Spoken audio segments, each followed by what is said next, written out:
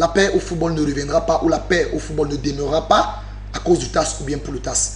Donc, la décision du TAS qui est tombée, je pense qu'on ne dira pas que c'est elle qui reviendra donner la paix au football.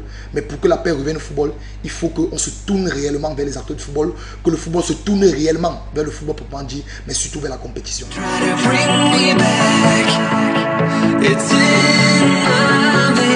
Mais j'ai l'impression que cette nouvelle FECAFOOT, lorsque vous levez la tête, lorsque vous parlez, ce qui suit, soit c'est la suspension, soit c'est des menaces, mais surtout, on n'écoute pas.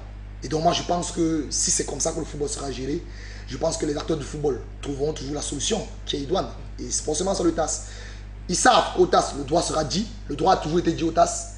Et donc, si vous voulez avoir raison, si vous voulez avoir gain de cause sur les problèmes que vous rencontrez dans votre football, peut-être c'est la meilleure direction. Mais moi, je pense que lorsque les recours en interne seront peut-être améliorés, les gens peut-être s'arrêteront en interne. La décision du TAS, ce n'est pas une décision pour la LF, pour le président général, c'est mieux que ce n'est pas une décision pour le président Domken, mais non. Il faut que vous sachiez que la décision du TAS a des implications. Et donc, ceux qui ont un intérêt derrière cette implication vont devoir justifier leur intérêt et ils vont se mettre derrière cet intérêt-là. Peut-être l'État veut arranger les choses. Ça, c'est toujours une bonne chose. Mais il faut que l'État sache. Il faut que la FECAFOOT sache. Il faut que la LFPC sache. Il faut que le général Pierre Semengue sache. Il faut que le président du New Star sache que la décision ne les regarde pas seule. La décision du TAS est tombée et elle a ses implications. Imaginez-vous qu'on décide de poursuivre alors que le TAS demande de revenir en 2018. Parce que d'après la décision, il demande qu'on se réfère. C'est-à-dire que les choses depuis 2018 ne comptent pas pour le TAS. Mais il y a les clubs qui profitent de ça. Il y a les clubs qui profitent de la décision. Mais si on décide de continuer, ces clubs ne profiteront plus. Et je pense que peut-être ce sera encore notre tribunal.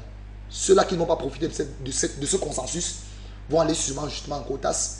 On va revenir de procédure en procédure, de procédure en procédure. Moi, je pense, lorsqu'une maison a été mal construite sur une mauvaise fondation, il faut la détruire.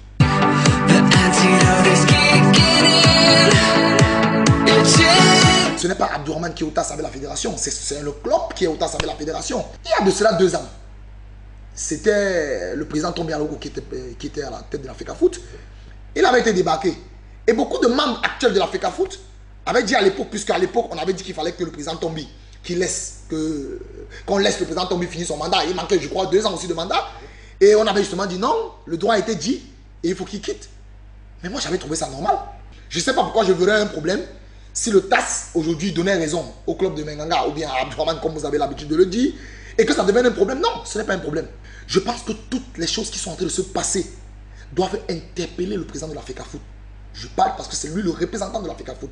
Mais qui comprennent qu'au niveau de la cellule juridique, je parle bien de la cellule juridique de la FECAFOOT, il y a un problème. Nous ne pouvons pas être chaque fois au niveau du TAS et que nous serons chaque fois en train de perdre les procédures. Ce n'est pas toujours le problème du président de la FECAFOOT, même s'il en est le premier garant. Mais il faut qu'en interne, que le président s'interroge, que son bureau s'interroge, que l'exécutif de la FECAFOOT s'interroge et qu'il comprenne qu'il y a des choses qui ne marchent pas.